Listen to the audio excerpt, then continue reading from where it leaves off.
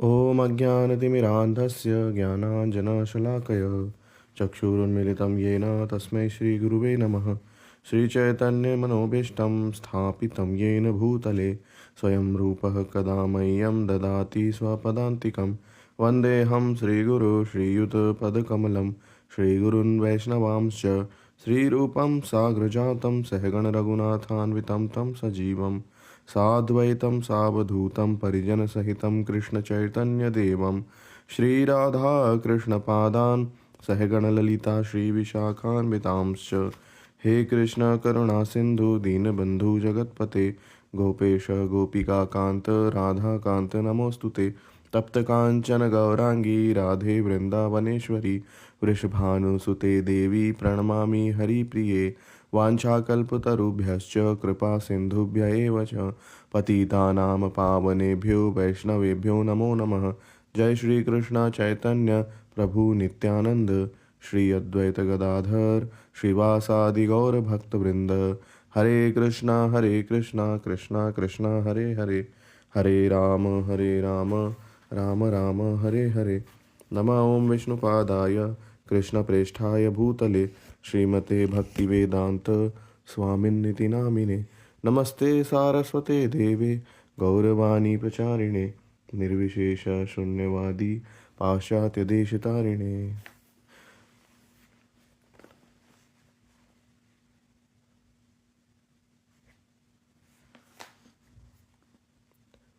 श्रीला कृष्णदास कविराज गोस्वामी द्वारा विरचित श्री चैतन्य चरितामृत आदि लीला भाग 1 अध्याय 2 पूर्ण पुरुषोत्तम भगवान श्री चैतन्य महाप्रभु। श्लोक संख्या 20। अथवा बहुनैतेन किं ज्ञातेन तवार्जुन विष्टभ्याहमिदं कृत्सन् एकांशेन स्थितो जगत्। भगवान कृष्ण ने कहा, अब मैं तुमसे और अधिक क्या कहूँ। मैं केवल अपने एक अंश के द्वारा इस विराट जगत में व्याप्त रहता हूँ। तात्पर्य, भगवान कृष्ण ने अर्जुन से अपनी शक्तियों का वर्णन करते हुए भगवत गीता 10:42 का यह श्लोक कहा है। तमेमहमजं शरीरभाजां हृदि हृदि दिष्टितमात्मा कल्पितानां प्रतिदृशामिव नैकधार्कमेकं समधिगतोऽस्मि विधूतभेदमोहः। अनुवाद, भीष्म पितामह ने कहा, जिस प्रकार एक ही सूर्य विभिन्न दर्शकों को भिन्न भिन्न रूप से अवस्थित प्रतीत होता है, उसी तरह हे अजन्मा, आप हर जीव में परमात्मा के रूप में भिन्न भिन्न प्रकार से प्रतिनिधित्व करते प्रतीत होते हैं। किंतु जब दर्शक अपने आप को आपके सेवक रूप में जान लेता है तो उसमें ऐसा द्वैत नहीं रह पाता। इस प्रकार अब मैं आपके शाश्वत रूपों को समझने में समर्थ हूँ और भली भांति जानता हूँ कि परमात्मा आपके अंश मात्र है। तात्पर्य, श्रीमद् भागवत 1:9-42 का यह श्लोक कुरुओं के पितामह भीष्म देव ने तब कहा था जब वे अपने जीवन के अंतिम काल में सरशैया पर लेटे थे। जब महाराज युधिष्ठिर मरणासन्न भीष्म से नैतिक तथा धार्मिक उपदेश ग्रहण कर रहे थे, तब उस स्थान पर अर्जुन, कृष्ण तथा उनके असंख्य मित्र, प्रशंसक, परिजन तथा ऋषि मुनि एकत्र हुए थे। ज्यों ही भीष्म का अंतिम समय आ गया, त्यों ही उन्होंने भगवान कृष्ण की ओर देखते हुए यह श्लोक कहा था। जिस प्रकार एक सूर्य अनेक व्यक्तियों के लिए देखने की वस्तु है, उसी तरह भगवान कृष्ण के एक अंश जो हर जीव के हृदय में परमात्मा रूप में रहते हैं, विविध प्रकार से दिखलाई पड़ने वाली वस्तु है। जो व्यक्ति भगवान कृष्ण की सनातन सेवा में अपने आप को लगाकर उनके निकट संपर्क में आता है, वह परमात्मा को पूर्ण पुरुषोत्तम भगवान के स्थानीय अंश के रूप में देखता है। भीष्मदेव जानते थे कि परमात्मा उन भगवान कृष्ण के अंश रूप हैं जिन्हें वे परम अजन्मे दिव्य रूप में समझते थे। से इत गोविंद साक्षात चैतन्य गोसाई, जीवन निस्तारिते एछे दयालुआर नाई। वही गोविंद स्वयं चैतन्य गोसाई के रूप में प्रकट होते हैं। अन्य कोई प्रभु पतित आत्माओं का उद्धार करने में इतने दयालु नहीं है। तात्पर्य: ब्रह्म तथा परमात्मा के पहलुओं के संदर्भ में गोविंद का वर्णन कर चुकने के बाद श्री चैतन्य चरितामृत के लेखक अब यह सिद्ध करने के लिए तर्क पेश करते हैं कि श्री चैतन्य महाप्रभु वही व्यक्ति हैं, वही श्री कृष्ण कृष्ण भक्त के वेश में उन पतित मानवों का उद्धार करने के लिए इस मर्त्य लोक में अवतरित हुए हैं, जो भगवत गीता की व्याख्या जानने के बाद भी भगवान को नहीं समझ पाए। भगवत गीता में भगवान श्री कृष्ण ने प्रत्यक्ष उपदेश दिया है कि परमेश्वर एक व्यक्ति है, निर्विशेष ब्रह्म उनका दीप्तिमान तेज है और परमात्मा उनके अंश रूप हैं। अतः सारे मनुष्यों को उपदेश दिया गया था कि सारे सांसारी वाद को त्याग कर वे श्री कृष्ण के मार्ग का अनुसरण करें, किंतु अपराधियों ने इस उपदेश को ठीक से नहीं समझा क्योंकि उनमें ज्ञान की कमी थी। अतएव अपनी अहेतुकी असीम कृपा के कारण श्री कृष्ण श्री चैतन्य गोसाई के रूप में पुनः आए। श्री चैतन्य चरितामृत के लेखक बल देकर बताते हैं कि भगवान चैतन्य महाप्रभु स्वयं श्री कृष्ण हैं। वे श्री कृष्ण के प्रकाश या विलास रूपों के विस्तार नहीं हैं, वे स्वयं रूप गोविंद हैं। श्रील कृष्णदास कविराज गोस्वामी ने जो संबंधित शास्त्रीय साक्ष्य प्रस्तुत किए हैं, उनके अतिरिक्त भी असंख्य शास्त्रीय कथन हैं जिनके अनुसार चैतन्य महाप्रभु स्वयं भगवान हैं। यहाँ पर निम्नलिखित कथन उद्धृत किए जा सकते हैं। 1. चैतन्य उपनिषद 5 से। गौरसरमात्मा महापुरुषो महात्मा महायोगी त्रिगुणातीतः सत्वरूपो भक्ति लोके काश्यति। भगवान गौर जो सर्वव्यापी परमात्मा है, वे उन महान संत तथा शक्तिशाली योगी के रूप में प्रकट होते हैं जो त्रिगुणातीत हैं और दिव्य कर्म के प्रतीक हैं। वे सारे विश्व में भक्ति संप्रदाय का प्रचार प्रसार करते हैं। श्वेताश्वर उपनिषद 6-7 तथा 3-12 से। तमीश्वराणां परमं महेश्वरं तं देवतानां परमं च दैवतं पतिं पतीनां परमं परस्ताद् विदाम देवं भुवनेशमीड्यम्। हे परमेश्वर, आप परम महेश्वर, समस्त देवताओं के आराध्य देव तथा समस्त प्रभुओं के प्रभु हैं। आप समस्त नियामकों के नियामक परमेश्वर, प्रत्येक पूज्य वस्तु के स्वामी हैं। महान प्रभुर्वै पुरुषः सत्वस्येष प्रवर्तकः सुनिर्मलानाम इमां प्राप्तिम ईशान ज्योतिरव्ययः।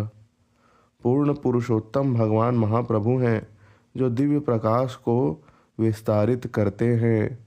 उनके संपर्क में आने का अर्थ है अविनाशी ब्रह्म ज्योति के संपर्क में आना। 3. मुंडक उपनिषद 3:1-3 में। यदा पश्यते रुक्मवर्ण्यं कर्तारम ईशं पुरुषं ब्रह्म योनिम। जो स्वर्णिम रंग वाले भगवान परमेश्वर परम कर्ता परम ब्रह्म के उद्गम का दर्शन करता है, वह मुक्त हो जाता है। श्रीमद् भागवत 11 5, 33, 34 तथा 7, 9, 38 से। ध्येयं सदा परिभवग्नम् अभीष्टदोहं तीर्थास्पदं शिवविरञ्जिनुतं शरण्यं भूत्यार्हितः प्रणतपालभवाब्धिपोतं वन्दे महापुरुष ते चरणारविंदम। हम उन भगवान के चरण कमलों में सादर नमस्कार करते हैं जिनका मनुष्य को सदैव ध्यान करना चाहिए। वे अपने भक्तों के अपमानों को नष्ट करते हैं, उनके दुखों को दूर करते हैं और उनकी आकांक्षाओं को पूरा करते हैं।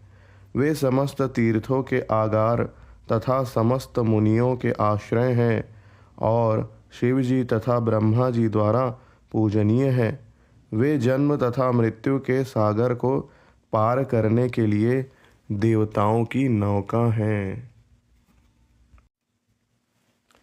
त्यक्त्वा सुदुस्त्यज सूरेप सितराज्य लक्ष्मीं धर्मिष्ठ आर्यवचसा यद्गादरण्यं मायामृगं दयितयेप्सितमन्वधावत् वन्दे महापुरुष ते चरणारविंदम। हम उन भगवान के चरण कमलों में सादर नमस्कार करते हैं जिनका मनुष्य को सदैव ध्यान करना चाहिए। उन्होंने अपना गृहस्थ जीवन त्याग दिया और अपनी नित्य सहचरी को त्याग दिया, जिसकी प्रशंसा स्वर्ग के निवासी तक करते हैं। वे उन पतित आत्माओं का उद्धार करने के लिए जंगल में गए जो भौतिक शक्ति माया द्वारा मोह में डाल दिए जाते हैं। प्रहलाद कहते हैं, इत्थं मृतिर्निषिदेव जशावतारे लोकान विभावयसि हंसि जगत प्रतीपान धर्मं महापुरुष पासी युगानुवृतं क्षण्णः कलौ यद्भवस्त्रियुगोऽथ सत्वम्। हे प्रभु, आप मनुष्यों, पशुओं, देवताओं, ऋषियों, जलचरों इत्यादि के परिवारों में नाना अवतार लेकर संसार के सारे शत्रुओं का विनाश करते हैं। इस तरह आप संसार को दिव्य ज्ञान से प्रकाशित करते हैं। हे महापुरुष, आप कलयुग में कभी कभी प्रच्छन्न अवतार के रूप में प्रकट होते हैं, इसलिए आप त्रियुग केवल 3 युगों में प्रकट होने वाले कहलाते हैं। 5. कृष्णयामल तंत्र में पुण्य क्षेत्रे नवद्वीपे भविष्यामि शचीसुतः। मैं नवद्वीप की पवित्र भूमि में शची देवी के पुत्र के रूप में प्रकट होऊंगा। वायु पुराण से कलौ संकीर्तनारभ्यं भविष्यामि शचीसुतः। कलयुग में जब संकीर्तन आंदोलन का शुभारंभ होगा, तब मैं शची देवी के पुत्र के रूप में अवतरित होऊंगा। ब्रह्मयामल तंत्र से अथवा हम दराधा में भूत्वा मद्भक्त रूपधृक् मायायां च भविष्यामि कलौ संकीर्तनागमे। कभी कभी मैं पृथ्वी पर भक्त के वेश में प्रकट होता हूँ। विशेषतया मैं कलयुग में संकीर्तन आंदोलन का प्रारंभ करने के लिए शची के पुत्र के रूप में प्रकट होता हूँ। अनंत संहिता से य एव भगवान कृष्णो राधिका प्राणवल्लभः शिष्टयादव स जगन्नाथो गौर आसीन महेश्वरी। साक्षात भगवान श्री कृष्ण जो श्रीमती राधा रानी के प्राण हैं और ब्रह्मांड के सृजन, पालन तथा संहार के स्वामी हैं, हे महेश्वरी, वे ही गौर रूप में प्रकट होते हैं। परव्योमे ते वैसे नारायण नाम षडैश्वर्य पुण्य लक्ष्मीकांत भगवान। दिव्य जगत के सर्वे सर्वा भगवान नारायण छह ऐश्वर्यों से पूर्ण हैं, वे लक्ष्मीपति भगवान हैं। वेद भागवत उपनिषद आगम, पूर्ण तत्व यारे कहे नाही जार सम। परमेश्वर वे हैं जिन्हें वेदों, उपनिषदों तथा अन्य दिव्य साहित्य में परम पूर्ण के रूप में वर्णित किए गए हैं, उनके तुल्य कोई नहीं है। तात्पर्य: वेदों में परम सत्य के साकार स्वरूप विषयक अनेक प्रामाणिक कथन मिलते हैं। उनमें से कुछ इस प्रकार है। 1. ऋक् संहिता 1:22-20 से, तद्विष्णु परमं पदम सदा पश्यन्ति सूरयः दिवि व चक्षुराततम्। भगवान विष्णु परम सत्य है, जिनके चरण कमलों का दर्शन पाने के लिए सारे देवता सदैव लालायित रहते हैं। वे सूर्य देव की भांति अपनी शक्ति किरणों से हर वस्तु में व्याप्त हैं। वे अपूर्ण आँखों को निर्विशेष लगते हैं। नारायण अर्थव शिर उपनिषद 1:2 से, नारायणादेव समुपद्यन्ते नारायण प्रवन्तन्ते नारायणो प्रलीयन्ते अथ नित्यो नारायणः नारायण एवेदं सर्वं यद् भूतं यच्च भव्यं शुद्धो देव एको नारायणो न द्वितीयो अस्ति कश्चित्।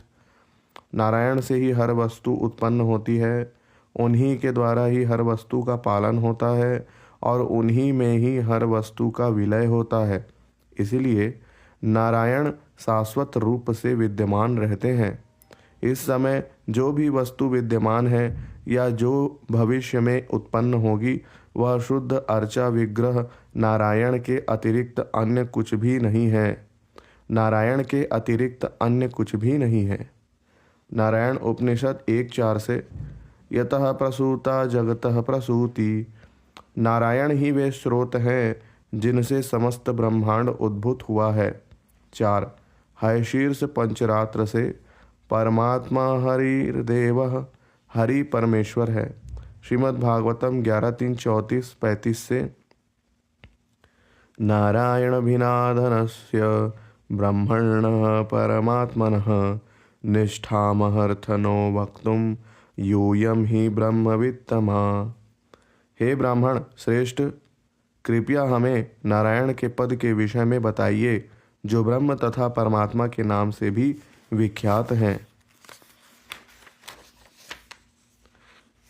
स्थित्युद्भव प्रलय हेतुरहेतुरस्य यत् स्वप्न जागर सुषुप्तिषु शब्दैश्च देहेन्द्रिया सुहृदयानि चरन्ति येन संजीवितानि तहवेहि परम नरेंद्र।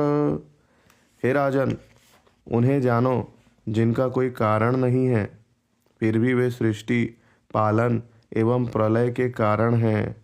वे चेतना की 3 अवस्थाओं में यथा जागृति, स्वप्न तथा प्रगाढ़ निद्रा तथा इनसे परे भी विद्यमान हैं। वे शरीर, इंद्रियों, प्राण तथा हृदय को जीवन शक्ति प्रदान करते हैं, जिससे वे गति करते हैं। उन्हें परम पूर्ण के रूप में जानो। भक्ति योगे भक्त पाए जहार दर्शन, सूर्य येन सविग्रह देखे देवगण। भक्तगण अपनी सेवा के माध्यम से भगवान को उसी तरह देखते हैं जिस प्रकार स्वर्ग के निवासी सूर्य देव को देखते हैं। तात्पर्य: पूर्ण पुरुषोत्तम भगवान का एक शाश्वत रूप है, जिसे भौतिक आँखों से या मानसिक कल्पना से नहीं देखा जा सकता। केवल दिव्य भक्ति द्वारा भगवान के इस दिव्य रूप को समझा जा सकता है। यहाँ पर इसकी तुलना सूर्य देव के व्यक्तित्व के दर्शन करने की योग्यताओं से की गई है। सूर्य देव एक व्यक्ति है जो यद्यपि हमारी आँखों को नहीं दिखते, किंतु उन्हें देवतागण उच्चतर लोकों से देख सकते हैं, क्योंकि उनकी आँखें सूर्य देव को चारों ओर से घेरने वाले तीव्र प्रकाश के पार देखने के लिए सक्षम हैं।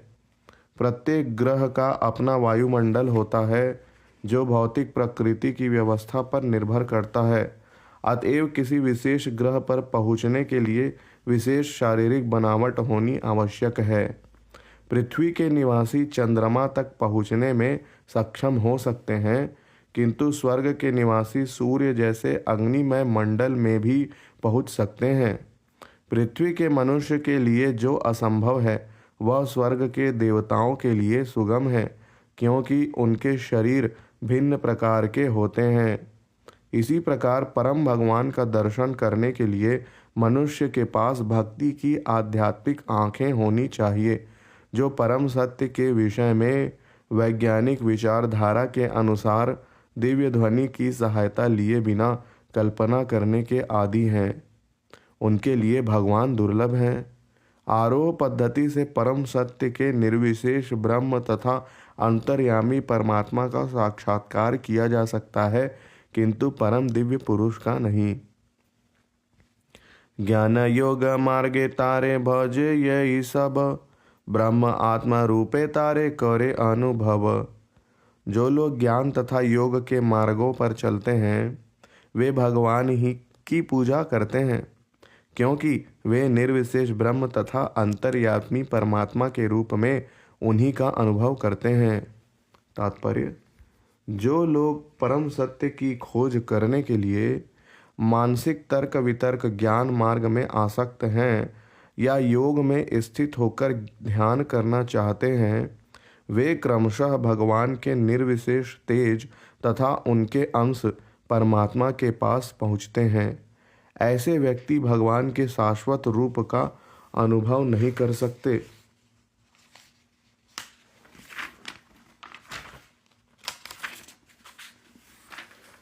उपासना भेदे जानीश्वर महिमा, अतएव सूर्य तार दिए तो उपमा।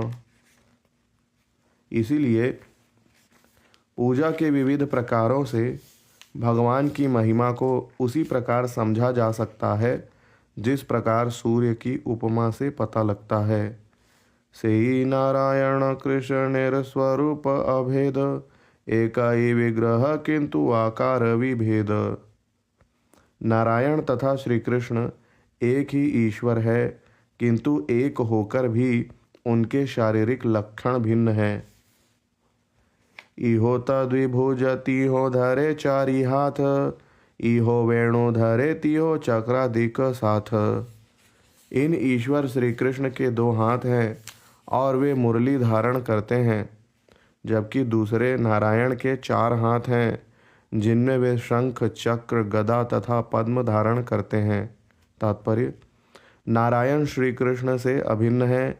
वस्तुतः वे एक ही व्यक्ति हैं जो भिन्न भिन्न रूपों में प्रकट होते हैं।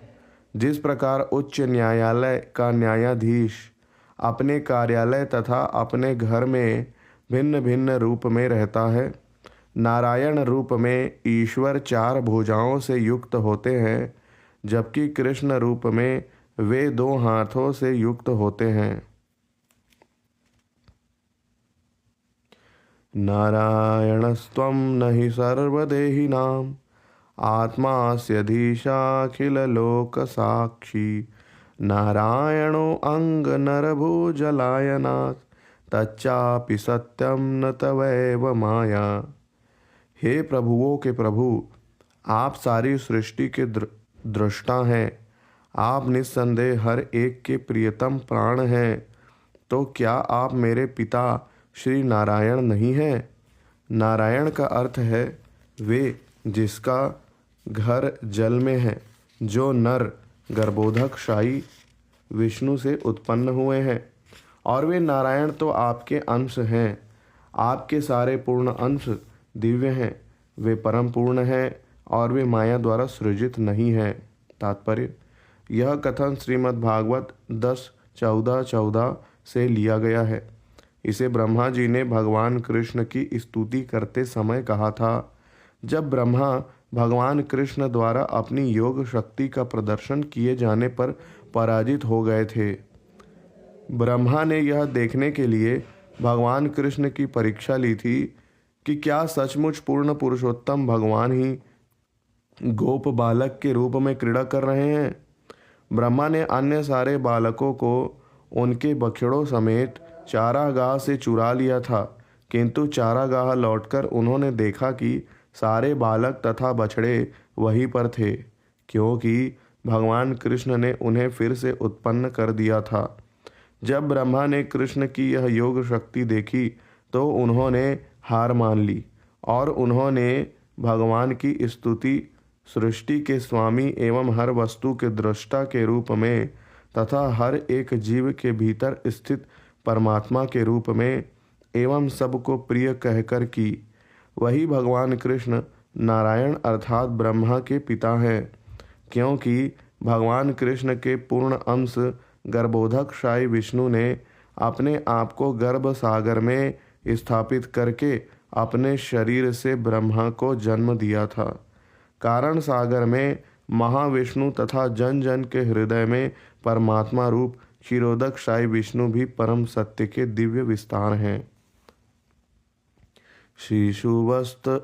शिशुवत्स हरि ब्रह्मा करी अपराध, अपराध क्षमाइते मांगे न प्रसाद। कृष्ण के साथियों तथा बछड़ों को चुराने का अपराध करने के बाद ब्रह्मा ने अपने अपराध के लिए भगवान से क्षमा याचना की और दया करने की याचना की। तोमारा नाभि पद्मो हैते आमर जन्मोदय, तुमी पिता माता आमी तोमारो तनय। मैंने उस कमल से जन्म लिया जो आपकी नाभि से निकला था। इस तरह आप मेरे पिता माता दोनों हैं और मैं आपका पुत्र हूँ। पिता माता बालकेर नालय अपराध, अपराध क्षम मोरे करह प्रसाद। माता पिता अपनी संतान के अपराधों को कभी गंभीरता पूर्वक नहीं लेते, अतएव मैं आपसे क्षमा याचना करता हूँ और आपका आशीर्वाद चाहता हूँ। कृष्ण कहे न ब्रह्मा तोमार पिता नारायण, आमी गोप तुमी कैछे आमार नंदन। श्री कृष्ण ने कहा, हे ब्रह्मा, आपके पिता तो नारायण हैं, मैं तो एक गोप बालक हूँ, आप मेरे पुत्र किस तरह हो सकते हैं। ब्रह्मा बोले न तुमी की न हो नारायण, तुमी नारायण सुन ताहर करण। ब्रह्मा ने उत्तर दिया, क्या आप नारायण नहीं हैं? आप अवश्य नारायण हैं, कृपया सुने, मैं इसके प्रमाण देता हूँ। प्रकृता प्रकृत सृष्ट ये जत जीव रूप, ताहार जे आत्मा तुम्हें मूल स्वरूप। भौतिक तथा आध्यात्मिक जगतों के सारे जीव आखिर आप से ही उत्पन्न होते हैं, क्योंकि आप उन सबके परमात्मा हैं। तात्पर्य, यह वैश्विक प्राकट्य भौतिक प्रकृति के तीन गुणों की पारस्परिक प्रतिक्रिया से उत्पन्न हुआ है। दिव्य जगत में ऐसे भौतिक गुण नहीं होते, फिर भी यह आध्यात्मिक विविधताओं से परिपूर्ण होता है। उस आध्यात्मिक जगत में असंख्य जीव भी हैं जो नित्य मुक्त जीव हैं और भगवान कृष्ण की दिव्य प्रेममयी सेवा में लगे हुए हैं। भौतिक जगत के भीतर रहने वाले बद्ध जीव भौतिक प्रकृति के तीन तापों एवं कष्टों से पीड़ित होते रहते हैं। वे नाना योनियों में विद्यमान रहते हैं, क्योंकि वे परमेश्वर की दिव्य प्रेमा भक्ति से सदैव विमुख हैं। संकर्षण समस्त जीवों के मूल उद्गम है, क्योंकि सारे जीव उनकी तटस्था शक्ति के विस्तार हैं। इनमें से कुछ भौतिक प्रकृति द्वारा बद्ध है, जबकि अन्य आध्यात्मिक प्रकृति के संरक्षण में है। भौतिक प्रकृति आध्यात्मिक प्रकृति के बद्ध रूप का प्राकट्य है। जिस प्रकार धुआं अग्नि की बद्ध अवस्था है, धुआं अग्नि पर निर्भर है, किंतु प्रज्वलित अग्नि में धुएं के लिए कोई स्थान नहीं रहता। धुआं बालक है, धुआं बाधक है, जबकि अग्नि सेवा करती है। दिव्य जगत के निवासियों का सेवा भाव केंद्रीय भोक्ता भगवान के साथ 5 प्रकार के संबंधों में प्रकट होता है। भौतिक जगत में हर व्यक्ति संसारी सुख तथा दुख का आत्म केंद्रित भोक्ता होता है। वह अपने आप को सर्वे सर्वा मानकर माया का भोग करना चाहता है, किंतु वह सफल नहीं हो पाता, क्योंकि वह स्वतंत्र नहीं होता। वह भगवान संकर्षण की शक्ति का सूक्ष्म कण मात्र होता है। सारे जीव भगवान के वश में हैं, इसीलिए वे नारायण कहलाते हैं। पृथ्वी जय छे घट कुलेर कारण आश्रय, जीवेरा निदान तुम्ही सर्वाश्रय। जिस प्रकार पृथ्वी मिट्टी के बने समस्त पात्रों घड़ों का मूल कारण एवं आश्रय है, उसी प्रकार आप समस्त जीवों के परम कारण एवं आश्रय हैं। तात्पर्य: जिस प्रकार यह विस्तृत पृथ्वी समस्त मिट्टी के पात्रों की सामग्री की स्रोत है, उसी प्रकार परमात्मा समस्त जीवों को सारी सामग्री के मूल स्रोत हैं। समस्त कारणों के कारण पूर्ण पुरुषोत्तम भगवान ही सारे जीवों के कारण हैं। इसकी पुष्टि भगवत गीता 7:10 में की गई है, जहाँ भगवान कहते हैं, बीजम माम सर्वभूतानाम, मैं सारे जीवों का बीज हूँ। और उपनिषदों में कहा गया है, नित्यो नित्यानाम चेतनस चेतनानाम, भगवान सारे शाश्वत जीवों में परम अग्रणी है। भगवान समस्त जड़ तथा चेतन जगत के स्रोत हैं। विशिष्टाद्वैतवाद दर्शन के समर्थक वेदांत सूत्र की व्याख्या यह कहकर करते हैं कि यद्यपि जीव के 2 प्रकार के शरीर होते हैं, सूक्ष्म मन, बुद्धि तथा अहंकार, एवं स्थूल 5 मूल तत्वों से युक्त, और यद्यपि वह इस प्रकार 3 शारीरिक आयामों स्थूल, सूक्ष्म तथा आध्यात्मिक में रहता है, फिर भी वह अंततः आध्यात्मिक जीव ही होता है। इसी प्रकार भौतिक तथा आध्यात्मिक जगतों को उत्पन्न करने वाले पूर्ण पुरुषोत्तम भगवान परमात्मा है। जिस प्रकार व्यष्टि आत्मा अपने स्थूल तथा सूक्ष्म शरीरों में प्रायः एक समान है, उसी प्रकार भगवान भौतिक तथा आध्यात्मिक जगतों में प्रायः एक रूप जैसे हैं। यह भौतिक जगत पदार्थ पर आधिपत्य जताने का प्रयास कर रहे बद्ध जीवों से भरा है। यह भौतिक जगत भगवान की बहिरंगा शक्ति की अभिव्यक्ति है, और आध्यात्मिक जगत जो भगवान के पूर्ण सेवकों से भरा है, वह भगवान की अंतरंगा शक्ति की अभिव्यक्ति है। क्योंकि सारे जीव पूर्ण पुरुषोत्तम भगवान के क्षुद्र स्फुलिंग है, अतएव भगवान भौतिक तथा आध्यात्मिक दोनों ही जगतों में परमात्मा है। भगवान चैतन्य के अनुयायी वैष्णव अचिंत्य भेद अभेद तत्व के दर्शन पर बल देते हैं, जिसके अनुसार भगवान हर वस्तु के कार्य कारण होने के कारण अचिंत्य रूप से एक ही साथ अपनी शक्ति की अभिव्यक्तियों के साथ एक तथा उनसे भिन्न है। नार शब्दे कहे सर्व जीवेरा निचय, आया न शब्दे ते कहे ताहार आश्रय। नार शब्द समस्त जीवों के समुच्चय को बताता है, और अयन शब्द उन सब के आश्रय को बतलाने वाला है।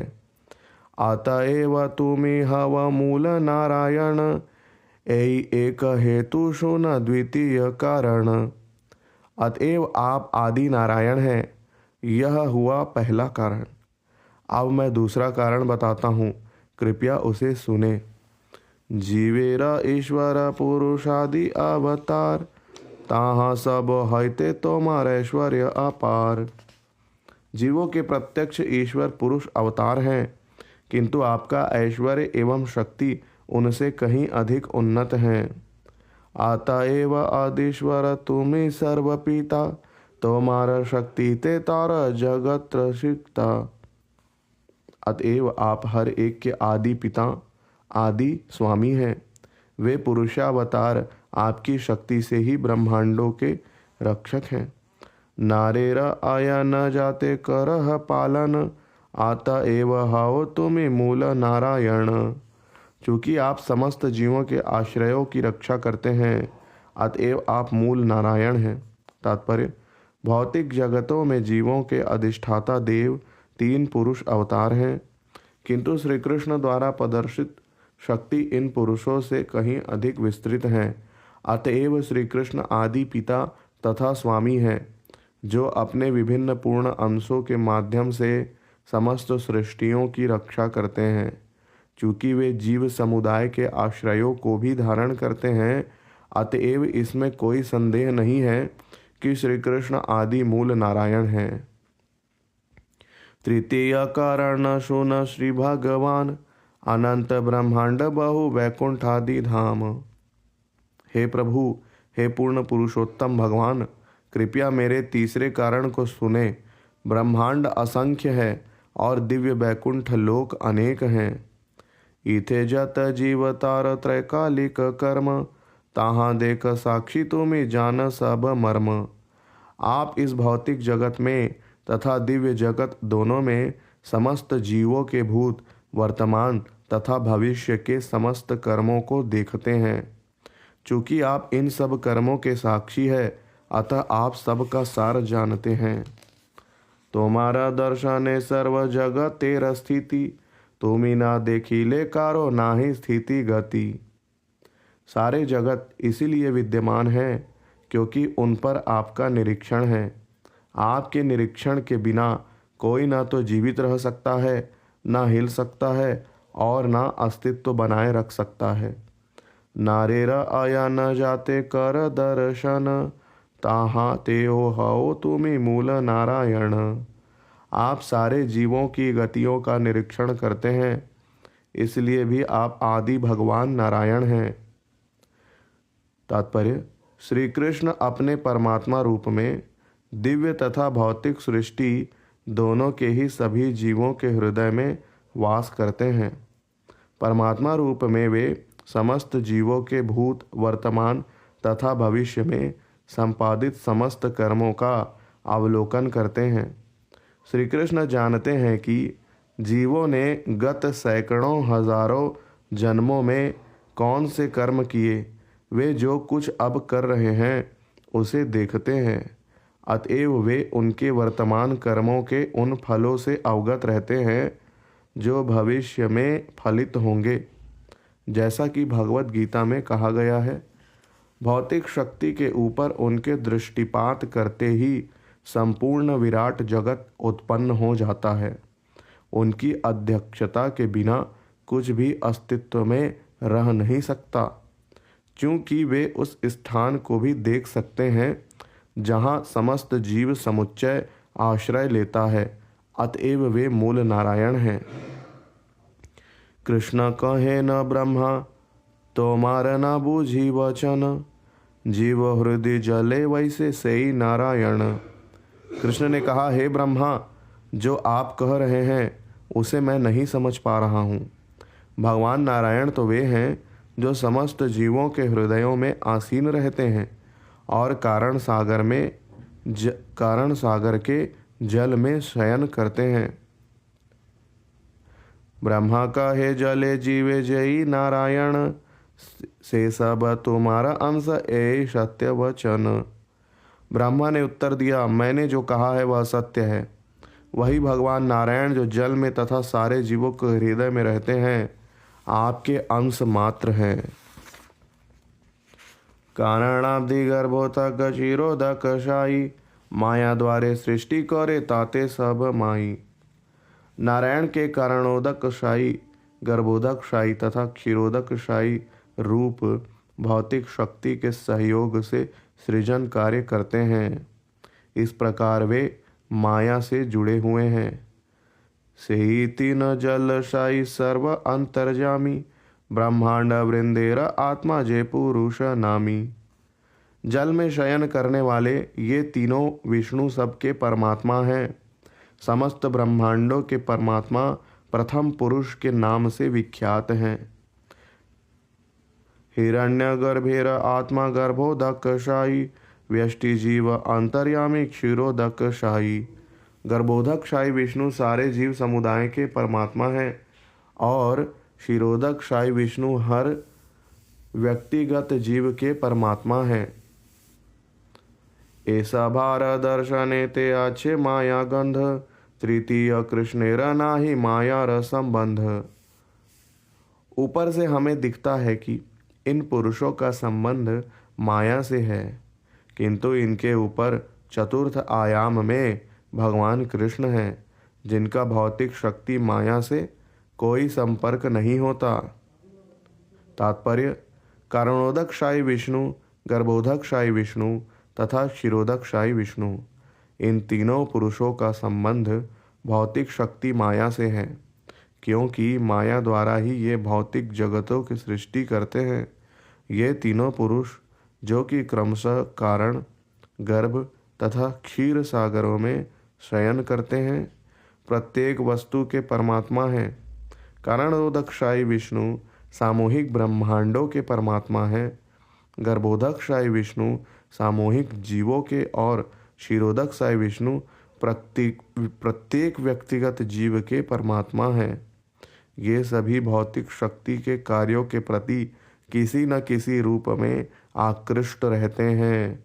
इसलिए ऐसा कहा जा सकता है कि इनमें माया के प्रति कुछ स्नेह है, किंतु स्वयं श्री कृष्ण की अपनी दिव्य स्थिति माया से तनिक भी रंजित नहीं है। उनकी दिव्य अवस्था तुरीय अर्थात चतुर्थ आयाम की अवस्था कहलाती है। विराड्रहिरण्यगर्भश्च कारणं चेत्युपाधयः ईशस्य यत्रिभिर्हिन्नं तुरीयं तत्परपच्यते। भौतिक जगत के भगवान की उपाधियां विराट, हिरण्यगर्भ तथा कारण हैं, किंतु वे इन तीनों उपाधियों से परे अंततो गत्वा चतुर्थ आयाम तुरीय में रहते हैं। तात्पर्य: परम पूर्ण का घटनामय प्राकट्य विराट, हर वस्तु के तात्विक आत्मा हिरण्यगर्भ तथा कारण या कारण प्रकृति, ये उन पुरुषों की उपाधियों के अतिरिक्त कुछ भी नहीं है, जो भौतिक सृष्टि के लिए उत्तरदायी है। दिव्य स्थिति इन उपाधियों से परे है, अतएव वह चतुर्थ आयाम की स्थिति कहलाती है। यह श्रीमद् भागवत के एक श्लोक 11, 15, 16 पर श्रीधर स्वामी द्वारा की गई टीका से लिया गया है। यद्यपि तीनेर माया लय्या व्यवहार, तथापि तत्स्पर्श नाही सभे माया पार। यद्यपि भगवान के ये तीनों स्वरूप भौतिक शक्ति से सीधे संबंधित हैं, लेकिन यह शक्ति इनमें से किसी का भी स्पर्श नहीं करती। ये सब माया से परे हैं। एतद्देशनमेष्यस्य प्रकृति स्थोतपि सद्गुणे न युज्यते सदात्मा स्थैर्यर्था बुद्धिरस्ताश्रया। यह भगवान का ऐश्वर्य है। यद्यपि वे भौतिक प्रकृति में स्थित रहते हैं, फिर भी वे प्रकृति के गुणों से कभी भी प्रभावित नहीं होते। उसी प्रकार जो लोग उनकी शरण में जा चुके हैं और जिन्होंने अपनी बुद्धि उन पर स्थित कर ली है, वे प्रकृति के गुणों से प्रभावित नहीं होते। तात्पर्य: यह श्लोक श्रीमद् भागवतम 1:11-38 से लिया गया है। जिन लोगों ने भगवान के चरणों में शरण ले ली है, वे भौतिक जगत में रहते हुए भी उससे अपनी पहचान नहीं करते। शुद्ध भक्त भले ही भौतिक प्रकृति के तीनों गुणों से संबंध रखते हों, किंतु कृष्ण भावनामृत में अपनी दिव्य चेतना के कारण वे भौतिक गुणों से प्रभावित नहीं होते। ऐसे भक्तों को भौतिक कार्यकलापों का जादू आकर्षित नहीं कर पाता। अतएव भगवान तथा उनके अधीन काम करने वाले उनके भक्त भौतिक कलमश से सदैव मुक्त रहते हैं। सेयिति न जानेरा तुमि परम आश्रय, तुमि मूल नारायण इथे की संशय। आप इन तीनों पुरुष अवतारों के परम आश्रय हैं। इस तरह इसमें तनिक भी संदेह नहीं है कि आप आदि नारायण हैं। तात्पर्य: ब्रह्मा ने पुष्टि की है कि भगवान कृष्ण परमेश्वर हैं एवं वे ही क्षीरोदकशायी विष्णु, गर्भोदकशायी विष्णु तथा कारणोदकशायी विष्णु, महाविष्णु नामक 3 पुरुष अवतारों के स्रोत हैं। अपनी लीलाओं के लिए भगवान कृष्ण के 4 मूल प्राकट्य हैं, अर्थात वासुदेव, संकर्षण, प्रद्युम्न तथा अनिरुद्ध। प्रथम पुरुष अवतार जो कारण सागर में महाविष्णु हैं और समग्र भौतिक शक्ति के सृष्टा, वे संकर्षण के विस्तार हैं। द्वितीय पुरुष गर्भोदकशाही विष्णु हैं जो प्रद्युम्न के विस्तार हैं, और तृतीय पुरुष क्षीरोदकशाही विष्णु हैं जो अनिरुद्ध के विस्तार हैं। ये सभी उन नारायण के ही प्राकट्यो प्रकाश की कोटि में आते हैं जो श्री कृष्ण के प्रकाश हैं। सेयिति नेर अंशी परम व्योम नारायण, तेह तोमारा विलास तुमी मूल नारायण। इन तीनों स्वरूपों के स्रोत आध्यात्मिक आकाश परव्योम में स्थित नारायण हैं। वे आपके विलास विस्तार हैं, अतएव आप परम नारायण हैं। अतएव ब्रह्म वाक्य परम व्योम नारायण, ते हो कृष्णेर विलास ए तत्व विवरण। अतएव ब्रह्मा के वचनों के अनुसार दिव्य जगत के अधिष्ठाता विग्रह नारायण कृष्ण के विलास विस्तार हैं। अब यह पूरी तरह सिद्ध हो चुका है। ए श्लोक तत्व लक्षण भागवत सार, परिभाषा रूपे इहार सर्वत्राधिकार। इस श्लोक 30 में सूचित सत्य श्रीमद् भागवत का सार है। यह निर्णय पर्यायों के माध्यम से सर्वत्र लागू होता है। ब्रह्म आत्मा भगवान कृष्ण रविहार, ए अर्थ न जानी मूर्ख अर्थ करे आर। मूर्ख विद्वान नहीं जानते कि ब्रह्म परमात्मा तथा भगवान सभी श्री कृष्ण के पहलू हैं, अतएव वे तरह तरह से तर्क वितर्क करते हैं। अवतारी नारायण कृष्ण अवतार, तेह चतुर्भुज एह मनुष्य आकार। चूँकि नारायण के 4 हाथ हैं जबकि कृष्ण मनुष्य की तरह दिखते हैं, अतएव उनका कहना है कि नारायण तो मूल ईश्वर हैं जबकि कृष्ण अवतार मात्र हैं।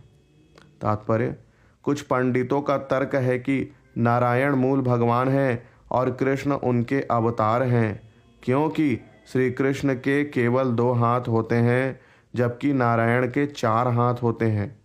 ऐसे मूर्ख पंडित परम तत्व के स्वरूप को नहीं समझते। एई मते नाना रूपे करे पूर्व पक्ष, ताहारे निर्जिते भागवत पद्म दक्ष। इस प्रकार उनके तर्क नाना रूपों में प्रकट होते हैं, किंतु भागवत काव्य इन सब का बड़ी ही दक्षता से खंडन करता है। वदन्ति तत्तत्वितस्तत्त्वं यज्ञानमद्वयं, ब्रह्मेति परमात्मेति भगवानिति शब्दयते। परम सत्य को जानने वाले विद्वान आध्यात्मवादी कहते हैं कि यदि अद्वय ज्ञान है और यही निर्विशेष ब्रह्म अंतर्यात्मी परमात्मा तथा भगवान कहलाता है। यह श्लोक श्रीमद् भागवत 1-2-11 से लिया गया है। शानु भाई ए श्लोक करह विचार, एक मुख्य तत्व 3 ताहार प्रचार। मेरे भाइयों, कृपा करके इस श्लोक की व्याख्या को सुनो और इसके अर्थ पर विचार करो।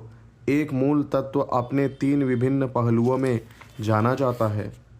अद्वय ज्ञान तत्व वस्तु कृष्णेर स्वरूप, ब्रह्म आत्मा भगवान 3 तार रूप।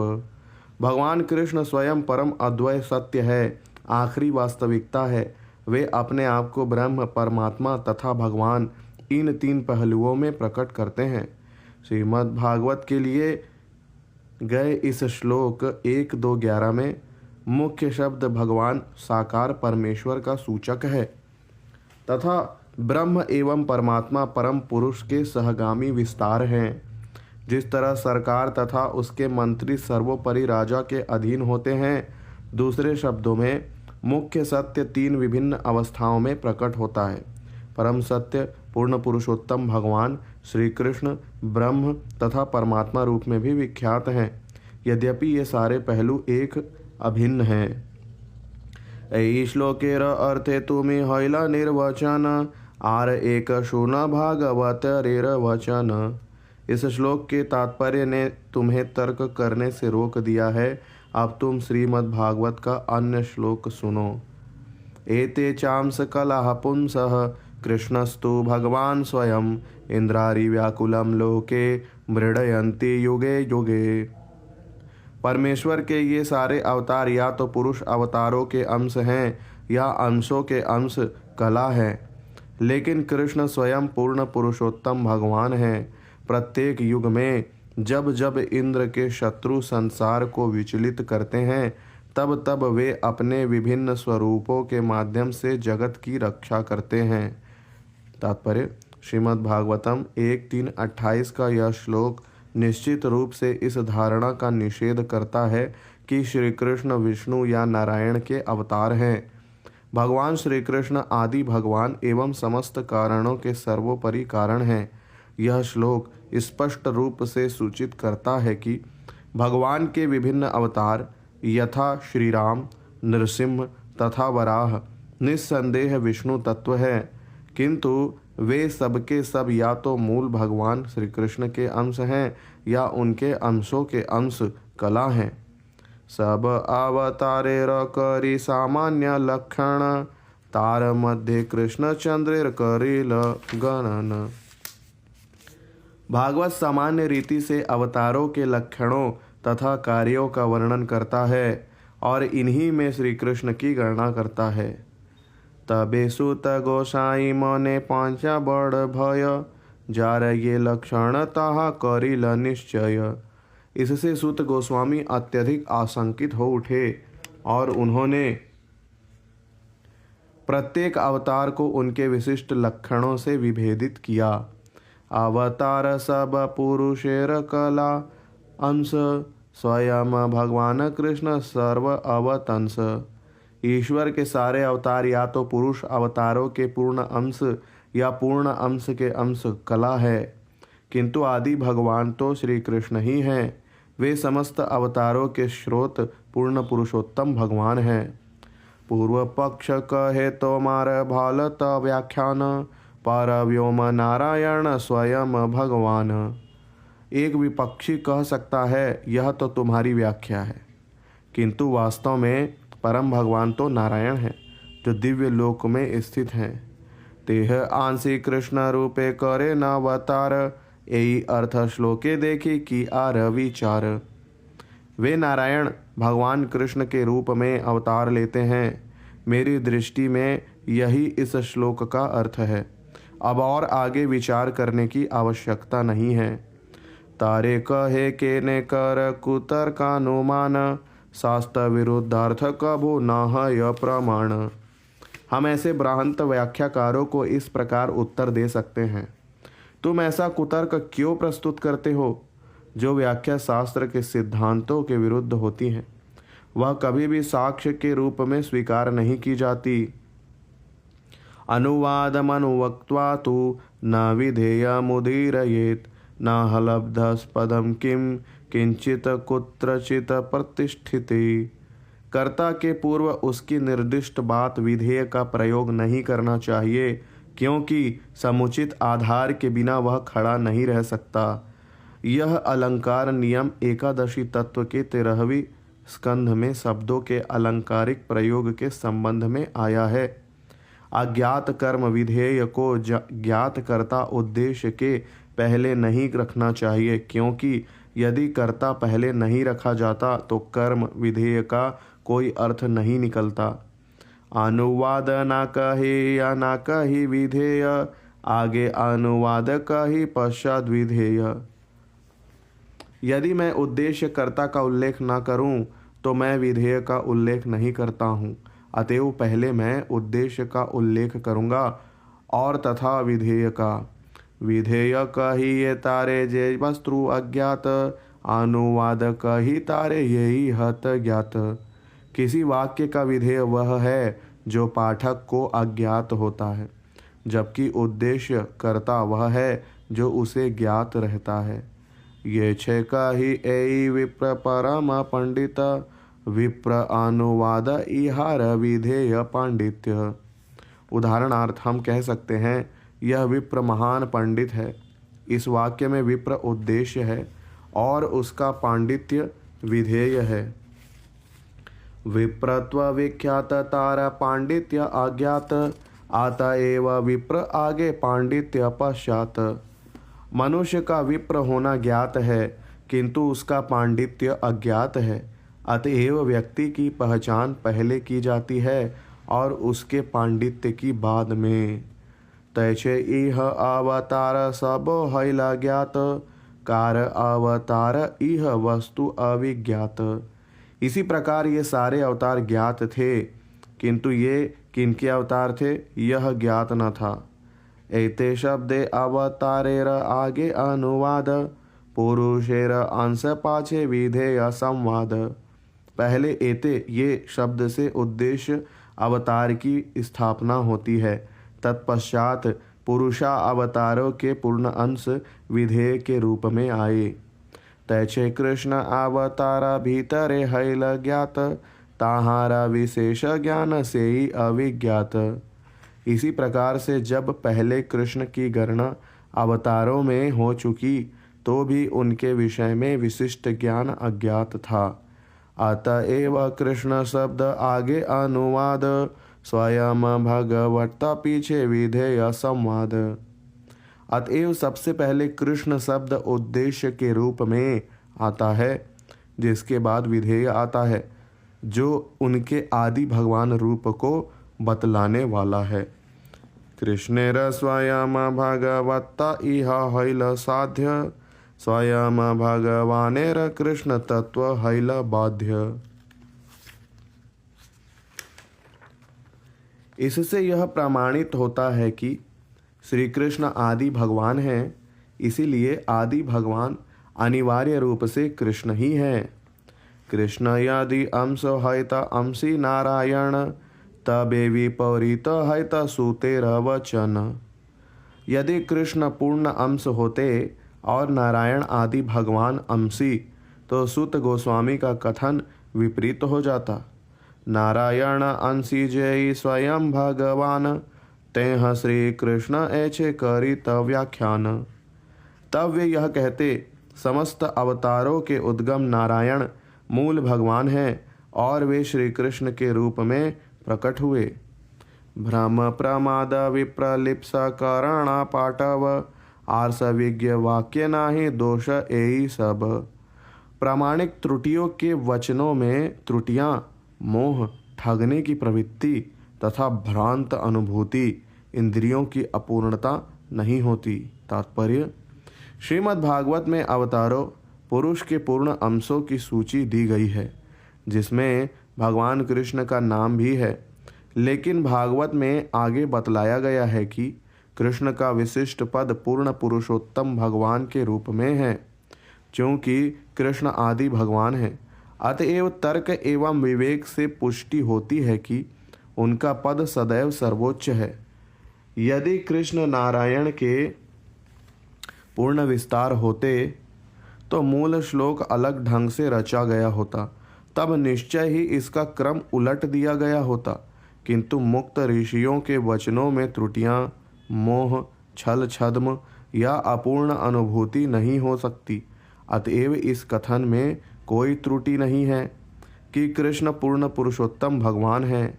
श्रीमद् भागवत के सारे संस्कृत कथन दिव्य ध्वनियाँ हैं। श्रील व्यास देव ने पूर्ण साक्षात्कार के बाद इन कथनों को व्यक्त किया है, अतएव ये पूर्ण हैं। क्योंकि व्यास देव जैसे मुक्त ऋषिगण कभी भी अलंकार व्यवस्था में कोई त्रुटि नहीं करते। जब तक मनुष्य इस तथ्य को स्वीकार नहीं करता, तब तक शास्त्रों से किसी प्रकार की सहायता प्राप्त करने की चेष्टा व्यर्थ है। भ्रम का अर्थ है मिथ्या ज्ञान या त्रुटियां।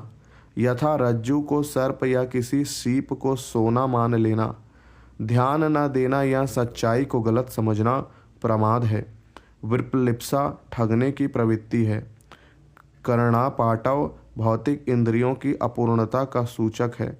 ऐसी अपूर्णताओं के अनेक उदाहरण प्राप्त होते हैं। जो वस्तु बहुत दूरी पर है या अत्यंत लघु होती है, उसे आंखें नहीं देख पाती। यहाँ तक कि मनुष्य अपनी आँख की पलक को नहीं देख पाता, जो उसकी आँख के निकटतम है। और यदि उसे पीलिया जैसा रोग हो जाए तो उसे हर वस्तु पीली दिखाई देती है। इसी प्रकार कान दूर की आवाज़ नहीं सुन सकते, क्योंकि भगवान उनके पूर्ण अंश तथा स्वरूप सिद्ध भक्त दिव्य पद पर स्थित रहते हैं। अतएव वे ऐसे अभावों से दिग्भ्रमित नहीं होते। विरुद्धार्थ कह तुमी कहिते कर रोष, तोमारा अर्थे विमृष्ट विधेयांश दोष। तुम विरुद्ध बात कहते हो और जब इसकी ओर इंगित किया जाता है तो तुम क्रोधित होते हो। तुम्हारी व्याख्या में स्थान भ्रष्ट विधेय का दोष है। यह अविचारणीय तालमेल है। जार भगवक्ता हईते अन्य भगवत्ता, स्वयं भगवान शब्देर ताहा तेई सत्ता। केवल वे भगवान जो अन्य समस्त भगवत्ताओं के उद्गम हैं, स्वयं भगवान या आदि भगवान कहलाने के पात्र हैं।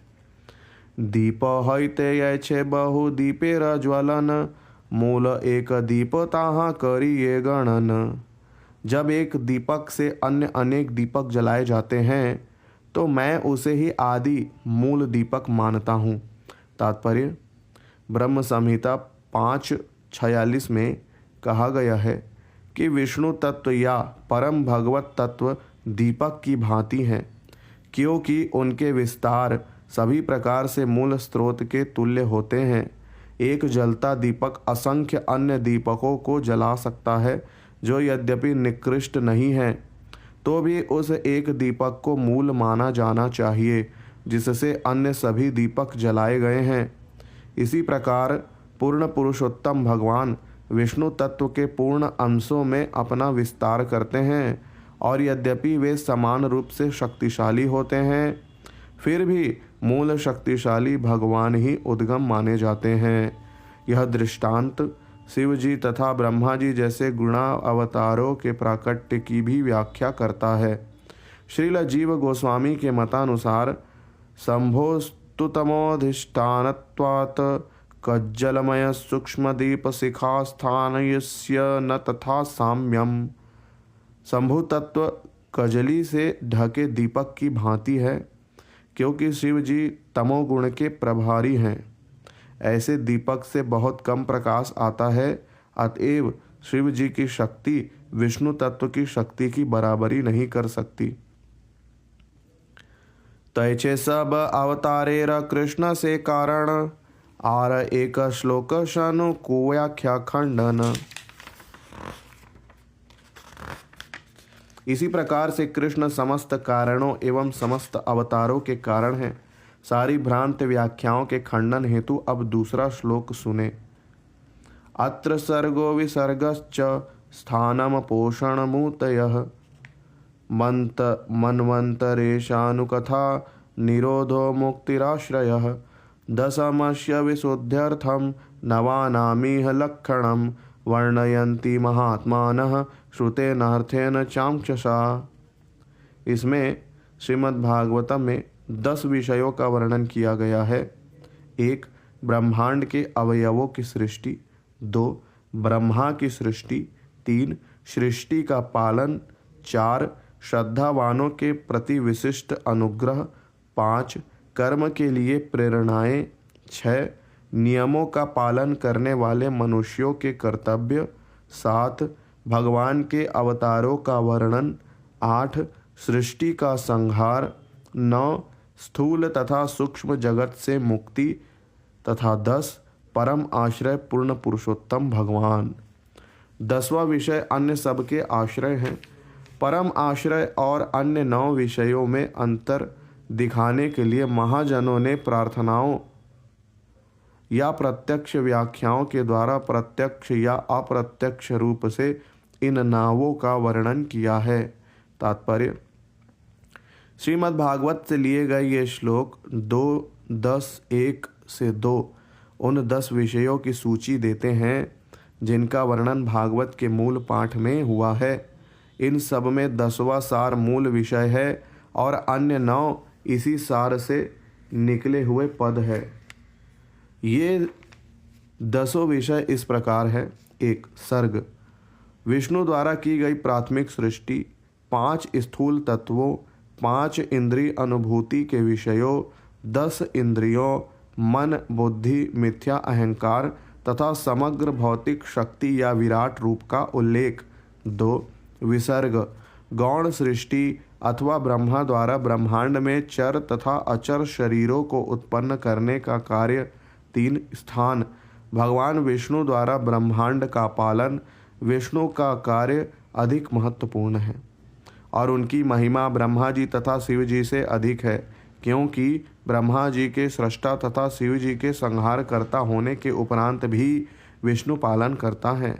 4 पोषण, भगवान द्वारा भक्तों की विशेष देखभाल तथा सुरक्षा। जिस प्रकार राजा अपने राज्य तथा प्रजा का पालन करता है किंतु फिर भी अपने परिवारों के लोगों का विशेष ध्यान रखता है, उसी प्रकार भगवान अपने उन भक्तों की विशेष देखभाल करते हैं जो पूर्णतया उनके शरणागत हैं। 5 ऊति, सृष्टि की प्रेरणा या प्रेरक शक्ति जो देश, काल तथा पात्र की आवश्यकताओं के अनुसार सारे अन्वेषणों का कारण है। 6 मनवंतर, उन मनुओं द्वारा नियंत्रित काल जो उन जीवों के लिए विधि विधान सिखाते हैं जो मानव जीवन में पूर्णता प्राप्त करना चाहते हैं। मनु द्वारा मनु संहिता में वर्णित नियमों से ऐसी पूर्णता का मार्गदर्शन होता है। 7 ईशानु कथा, भगवान एवं पृथ्वी पर उनके अवतारों तथा उनके भक्तों के कार्यकलापों के विषय में शास्त्रीय जानकारी। प्रगतिशील मानव जीवन के लिए इन विषयों से संबंधित शास्त्र अनिवार्य है। 8 निरोध, सृष्टि में प्रयुक्त सारी शक्तियों को समेटना। ऐसी शक्तियाँ कारण सागर में नित्य शयन करने वाले भगवान से उद्भूत हैं। ब्रह्मांड जो उनके श्वास के साथ प्रकट होते हैं पुनः यथा समय लुप्त हो जाते हैं। 9 मुक्ति, शरीर तथा मन के स्थूल एवं सूक्ष्म आवरणों द्वारा बंधे बद्ध जीवों की मुक्ति। आत्मा सारी भौतिक आसक्ति से मुक्त होकर और स्थूल तथा सूक्ष्म भौतिक शरीरों को त्याग कर अपने मूल आध्यात्मिक शरीर में आध्यात्मिक आकाश वैकुंठ को प्राप्त कर सकता है और वैकुंठ लोक या कृष्ण लोक में भगवान की दिव्य प्रेममयी सेवा में लग सकता है। जब आत्मा अपने मूल वैधानिक पद में स्थित होता है तो वह मुक्त कहा जाता है। इस भौतिक शरीर में रहते हुए भी आत्मा भगवान की दिव्य प्रेमा भक्ति में लग सकता है और जीवन मुक्त बन सकता है। 10 आश्रय, दिव्य परम तत्व जिसने प्रत्येक वस्तु उद्भूत की है, जिन पर हर वस्तु आश्रित है और प्रलय के बाद जिनमें हर वस्तु विलीन होती है, वे सभी के उद्गम एवं आश्रय हैं। आश्रय परम ब्रह्म की भी कहलाता है। यह वेदांत सूत्र में अथातो ब्रह्म जिज्ञासा जन्मादयस्य यतः श्रीमद् भागवत इस परम ब्रह्म को विशेषतः आश्रय रूप में वर्णन करता है। यह आश्रय श्री कृष्ण ही हैं। अतएव जीवन की सबसे बड़ी आवश्यकता यह है कि कृष्ण तत्व का अध्ययन किया जाए। श्रीमद् भागवत श्री कृष्ण को संपूर्ण जगतों का आश्रय मानता है, क्योंकि पूर्ण पुरुषोत्तम भगवान कृष्ण हर वस्तु के परम स्रोत एवं सबके चरम लक्ष्य हैं। यहाँ पर 2 भिन्न भिन्न सिद्धांतों पर विचार करना होगा। आश्रय अर्थात शरण प्रदान करने वाला तत्व तथा आश्रित अर्थात शरण लेने की इच्छा रखने वाले। आश्रित मूल तत्व आश्रय के अधीन रहता है। प्रथम 9 श्रेणियाँ जिनका वर्णन श्रीमद् भागवत के प्रथम 9 स्कंधों में सृष्टि से लेकर मोक्ष पर्यंत हुआ है, जिसमें पुरुषावतार, अवतार, तटस्था शक्ति या जीव तथा बहिरंगा शक्ति या भौतिक जगत का समावेश हुआ है।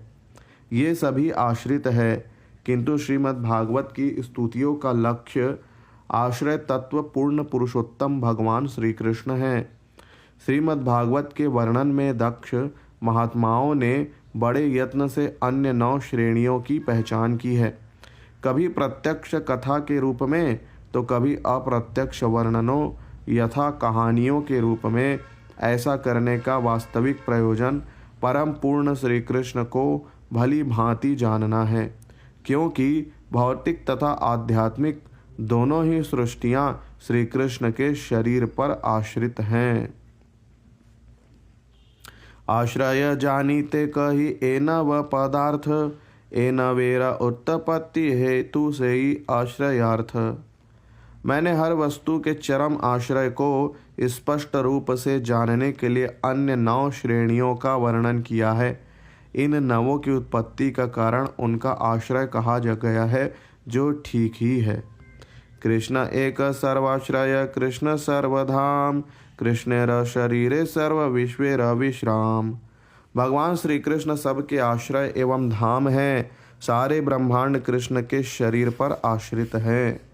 दशमे दशम लक्ष्यमाश्रिताश्रय विग्रहम, श्री कृष्णाख्यम परम धामम जगद्धाम नमामितम। श्रीमद् भागवत का 10वां स्कंद 10वें लक्ष्य पूर्ण पुरुषोत्तम भगवान को प्रकट करता है, जो समस्त शरणागत जीवों के आश्रय हैं। वे श्री कृष्ण कहलाते हैं और वे सारे ब्रह्मांडों के परम स्रोत उद्गम हैं। मैं उन्हें नमस्कार करता हूँ। तात्पर्य: यह श्लोक श्रीमद् भागवतम के 10वें स्कंद के प्रथम अध्याय के प्रथम श्लोक पर ही की गई श्रीधर स्वामी की टीका से लिया गया है। कृष्णेर स्वरूप आर शक्ति त्रय ज्ञान, जार हय तार नाही कृष्ण ते अज्ञान। जो श्री कृष्ण के वास्तविक स्वरूप को तथा उनकी 3 विभिन्न शक्तियों को जानता है, उनके विषय में अनजान नहीं रह सकता। तात्पर्य: श्रील जीव गोस्वामी अपने ग्रंथ भागवत संदर्भ 16 में बतलाते हैं कि परम तत्व परम सत्य अपनी उन शक्तियों द्वारा जो मानव मन की चिंतन शक्ति से परे स्वाभाविक कर्म में क्रियाशील होती हैं, अपने चारों दिव्य पहलुओं में एक साथ विद्यमान रहते हैं। अपना रूप, अपना निर्विशेष तेज, अपने शक्तिमय अंश, जीव तथा समस्त कारणों के प्रमुख कारण परम पूर्ण की तुलना सूर्य से की जाती है, क्योंकि वह भी अपने 4 पहलुओं में विद्यमान रहता है। सूर्यदेव, उसके चमकीले मंडल का तेज, सूर्य लोक के भीतर सूर्य की किरणें तथा अन्य अनेक वस्तुओं में सूर्य का प्रतिबिंब, सीमित कल्पनाओं से दिव्य परम सत्य के अस्तित्व की पुष्टि करने की आकांक्षा पूरी नहीं की जा सकती, क्योंकि वे हमारे सीमित तर्कवादी मस्तिष्कों के दायरे से परे हैं। सत्य की ईमानदार खोज में हमें यह स्वीकार करना होगा कि हमारे लघु मस्तिष्कों के लिए उनकी शक्तियाँ अचिंत्य हैं। अंतरिक्ष की खोज के लिए विश्व के महानतम वैज्ञानिकों ने काम किया है, फिर भी भौतिक सृष्टि के मूलभूत ज्ञान से संबंधित ऐसी असंख्य समस्याएं हैं जो उनका सामना करने वाले वैज्ञानिकों को उलझन में डालने वाली है। ऐसा भौतिक ज्ञान आध्यात्मिक प्रकृति से बहुत हटकर है। अतएव परम सत्य के कार्य एवं उनकी व्यवस्थाएं निश्चय ही अचिंत्य हैं। परम सत्य की मूल शक्तियाँ 3 बताई जाती हैं: अंतरंगा, बहिरंगा तथा तटस्था। अपनी अंतरंगा शक्ति द्वारा परमेश्वर अपने मूल रूप में आध्यात्मिक जगतों को प्रकट करते हैं, जो वैकुंठ लोक कहलाते हैं। इनका अस्तित्व सनातन रूप से बना रहता है और ये भौतिक जगत के संहार के बाद भी विद्यमान रहते हैं। अपनी तटस्था शक्ति से भगवान अपने अंश रूपी जीवों में अपना विस्तार करते हैं। जिस प्रकार सूर्य समस्त दिशाओं में अपनी किरणें वितरित करता है, अपनी बहिरंगा शक्ति से भगवान भौतिक जगत की सृष्टि करते हैं। जिस प्रकार सूर्य अपनी किरणों से कोहरा उत्पन्न करता है, भौतिक सृष्टि शाश्वत वैकुंठ प्रकृति का विकृत प्रतिबिंब है। परम सत्य की इन तीनों शक्तियों का वर्णन विष्णु पुराण में भी हुआ है, जिसमें यह कहा गया है कि जीव गुण में अंतरंगा शक्ति के समान है, जबकि बहिरंगा शक्ति समस्त कारणों के कारण द्वारा अप्रत्यक्ष रूप से अनियंत्रित होती है। भ्रामक शक्ति माया जीव को उसी तरह दिग्भ्रमित करती है जिस प्रकार कोहरा सूर्य के प्रकाश को रोककर पैदल चलने वाले को दिग्भ्रमित करता है। यद्यपि माया की शक्ति भगवान के अंश रूप जीवों की तटस्थ शक्ति से निकृष्ट होती है, तो भी इसमें जीवों को नियंत्रित करने की क्षमता रहती है। जिस तरह कोहरा सूर्य की किरणें के कुछ अंश को आवृत कर लेता है, भले ही वह सूर्य को आवृत नहीं कर सकता, सारे जीव माया से आच्छादित होकर विभिन्न योनियों में विकसित होते हैं, जिनमें उन्हें क्षुद्र चींटी से लेकर ब्रह्मांड के सृष्टा ब्रह्मा तक के शरीर प्राप्त होते हैं। निर्विशेष दृष्टि में समस्त कारणों का मुख्य कारण प्रधान है। यह प्रधान भगवान ही है, जिन्हें मनुष्य अंतरंगा शक्ति में प्रत्यक्ष देख सकता है। वे अपनी अचिंत्य शक्ति से सर्वव्यापक भौतिक रूप ग्रहण करते हैं। यद्यपि ये तीनों शक्तियाँ अंतरंगा, बहिरंगा तथा तटस्था अंततः एक है, किंतु क्रिया में वे भिन्न हैं। जिस तरह की एक ही विद्युत शक्ति भिन्न भिन्न अवस्थाओं में शीत तथा उष्मा उत्पन्न कर सकती है, बहिरंगा तथा तटस्था शक्ति में ऐसी भिन्न अवस्थाएं पाई जाती हैं, किंतु मूल अंतरंगा शक्ति में ऐसी अवस्थाएं नहीं होती। न ही बहिरंगा शक्ति की अवस्थाएं तटस्था शक्ति में पाई जाती हैं, न इसके विपरीत ही होती है। जो व्यक्ति परमेश्वर की इन समस्त शक्तियों की जटिलताओं को समझ पाता है, वह अल्प ज्ञान के प्रभाव में आकर अनुभववादी मायावादी नहीं बना रह सकता। कृष्णेर स्वरूपे रहय षड्विध विलास, प्राभव वैभव रूपे द्विविध प्रकाश। भगवान श्री कृष्ण अपने 6 मूल विस्तारों में विलास करते हैं। प्राभव तथा वैभव ये उनके 2 प्राकट्य हैं। तात्पर्य: अब श्री चैतन्य चरितामृत के लेखक भगवान श्री कृष्ण के असंख्य विस्तारों का वर्णन करते हैं। भगवान मूलतः 2 कोटियों में अपना विस्तार करते हैं, प्राभव तथा वैभव। प्राभव रूप श्री कृष्ण के ही सदृश पूर्णतया शक्तिशाली होते हैं, किंतु वैभव रूप आंशिक तौर पर शक्तिशाली होते हैं। प्राभव रूप शक्तियों के साथ प्रकट होते हैं, जबकि वैभव रूप विभूतियों के साथ प्रकट होते हैं। शक्तिशाली प्राभव रूप के प्राकट्य भी 2 प्रकार के होते हैं, क्षणिक तथा शाश्वत। मोहिनी, हंस तथा शुक्ल रूप युग विशेष के परिप्रेक्ष्य में क्षणिक हैं। भौतिक अनुमान के अनुसार अन्य कम प्रसिद्ध प्राभव रूप ये हैं: धन्वंतरी, ऋषभ, व्यास, दत्तात्रेय तथा कपिल। वैभव प्रकाश रूपों में कूर्म, मत्स्य, नर नारायण, वराह, हयग्रीव, पृश्निगर्भ, बलदेव, यज्ञ, विभु, सत्यसेन, हरि, वैकुंठ, अजीत, वामन, सार्वभौम, ऋषभ, विश्वक्सेन, धर्मसेतु, सुधामा, योगेश्वर तथा बृहद्भानु रूपों के नाम गिनाए जा सकते हैं। अंश शक्त्यावेश रूपे द्विविधावतार, बाल्य पौगंड धर्म द्वैत प्रकार। उनके अवतार 2 प्रकार के हैं, आंशिक तथा शाक्त्यावेश। वे 2 अवस्थाओं में प्रकट होते हैं, बाल्य तथा पौगंड कुमारावस्था। तात्पर्य: विलास रूपों की संख्या 6 है। अवतार 2 प्रकार के हैं, शाक्त्यावेश तथा अंशावेश। ये अवतार भी प्राभव तथा वैभव प्राकट्यों की कोटि में आते हैं। बाल्य तथा पौगंड भगवान श्री कृष्ण के 2 विशिष्ट रूप हैं, किंतु उनका स्थायी स्वरूप तो उनका नित्य किशोर रूप है। मूल भगवान श्री कृष्ण की पूजा सदैव इसी सनातन किशोर रूप में की जाती है। किशोर स्वरूप कृष्ण स्वयं अवतारी, क्रीड़ा करे एई 6 रूपे विश्व भरी।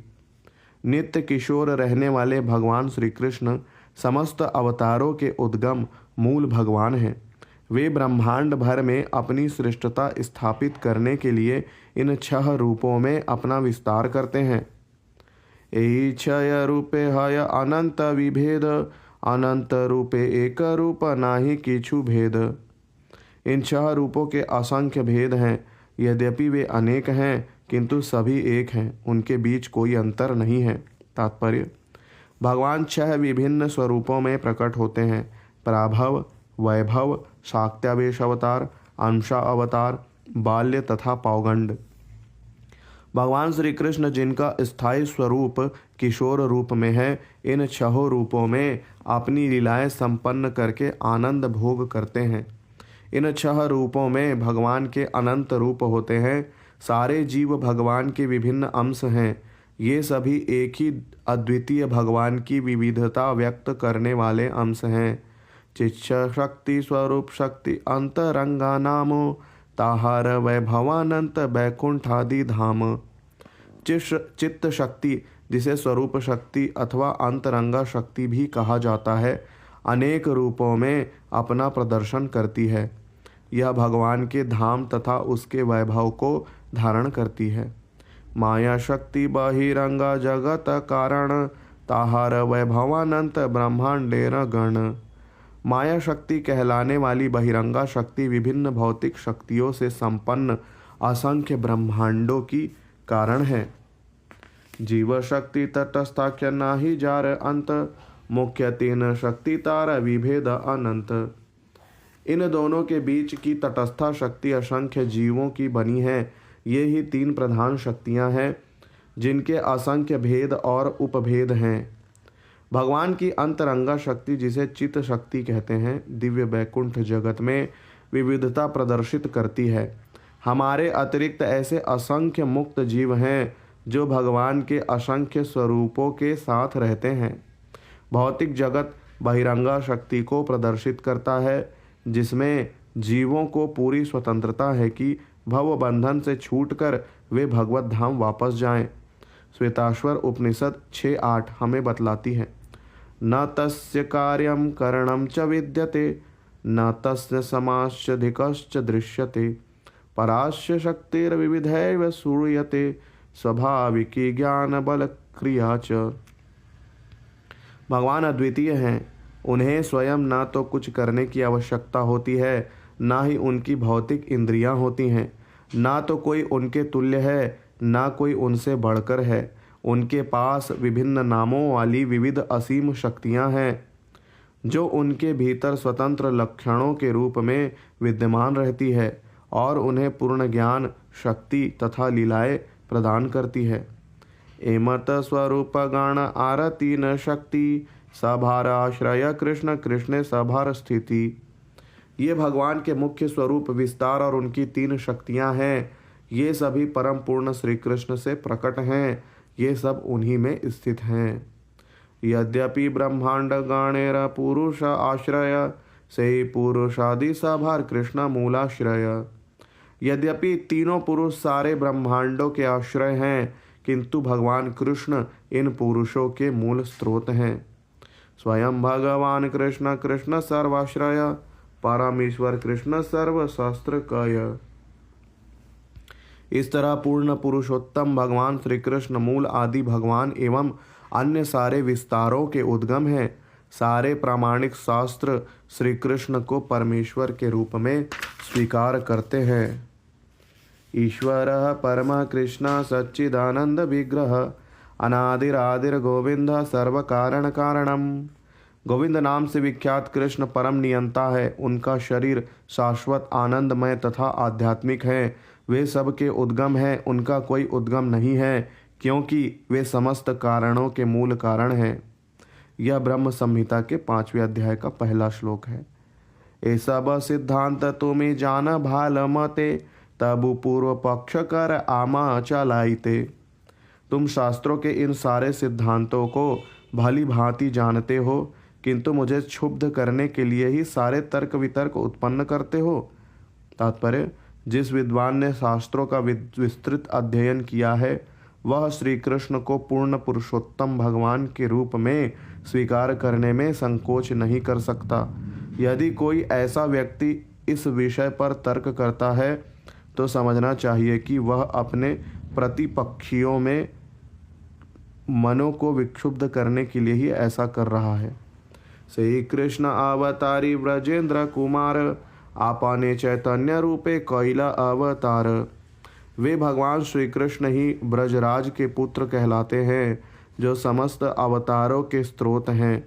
वे स्वयं भगवान श्री चैतन्य महाप्रभु के रूप में अवतरित हुए हैं। अतएव चैतन्य गोसाई पर तत्व सीमा तारे क्षीरोदक्षाई कही की तार महिमा। अतएव भगवान श्री चैतन्य महाप्रभु परम सत्य हैं। उन्हें क्षीरोदक साई विष्णु कहकर पुकारने से उनकी महिमा नहीं बढ़ती। सेहिता भक्तेर वाक्य नहे व्यभिचारी, सकल संभेवे ताते जारे अवतारी। किंतु निष्ठावान भक्त के मुख से निकले ऐसे शब्द कभी मिथ्या नहीं हो सकते। उनमें सारी संभावनाएं निहित हैं, क्योंकि वे आदि भगवान हैं। अवतारी रह देह सब अवतारिर स्थिति, के हो को न मते कहे जेमा न जार मती। अन्य सारे अवतार मूल भगवान के आदि शरीर में शक्तिमान के रूप में स्थित हैं। अतएव अपने मत के अनुसार कोई उन्हें किसी भी एक अवतार के रूप में संबोधित कर सकता है।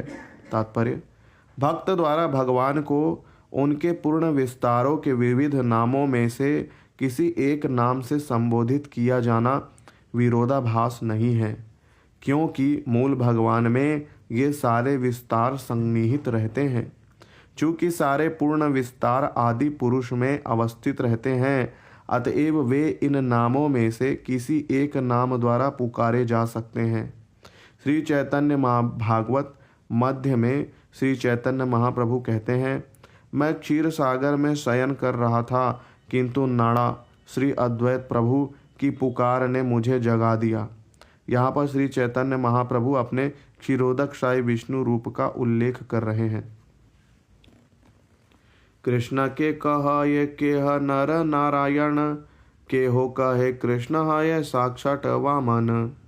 कुछ लोग कहते हैं कि श्री कृष्ण साक्षात नर नारायण हैं। अन्य लोग कहते हैं कि वे साक्षात वामन हैं। के हो कहे कृष्ण क्षीरोदक्षाई अवतार, असंभव नाहे सत्य वचन सबार। कुछ लोग कहते हैं कि कृष्ण क्षीरोदक साई विष्णु के अवतार हैं। इनमें से कोई भी कथन असंभव नहीं है। प्रत्येक कथन अन्यों की ही तरह सत्य है। तात्पर्य: लघु भागवतामृत में आया है कि अतएव पुराणादौ केचिन नर सखात्मताम, महेंद्रानुजताम केचित केचित् क्षीराब्धिशायिताम, सहस्त्रशीरताम केचित् वैकुंठनाथ नाथताम, ब्रूयुः कृष्णस्य मुनयस्तद्वृतज्ञानुगामिनः। आदि भगवान श्री कृष्ण एवं उनके भक्तों के बीच घनिष्ठ संबंध के अनुसार सारे पुराण उनका विविध नामों से वर्णन करते हैं।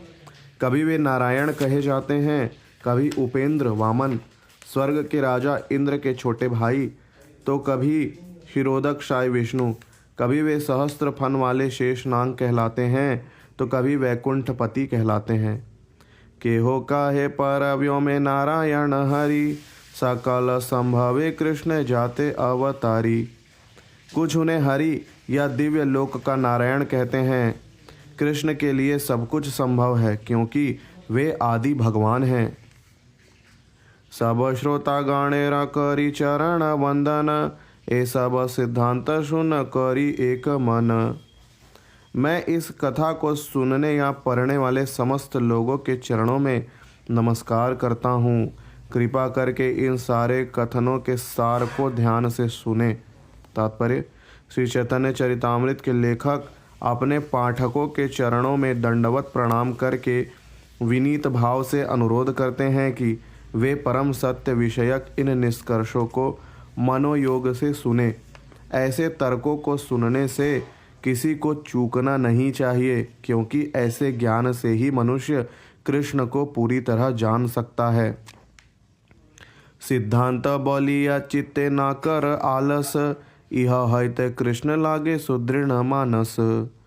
निष्ठापूर्ण जिज्ञासु को चाहिए कि ऐसे सिद्धांतों की व्याख्या को विवादास्पद मानकर उनकी उपेक्षा ना करे, क्योंकि ऐसी व्याख्याओं से मन दृढ़ होता है।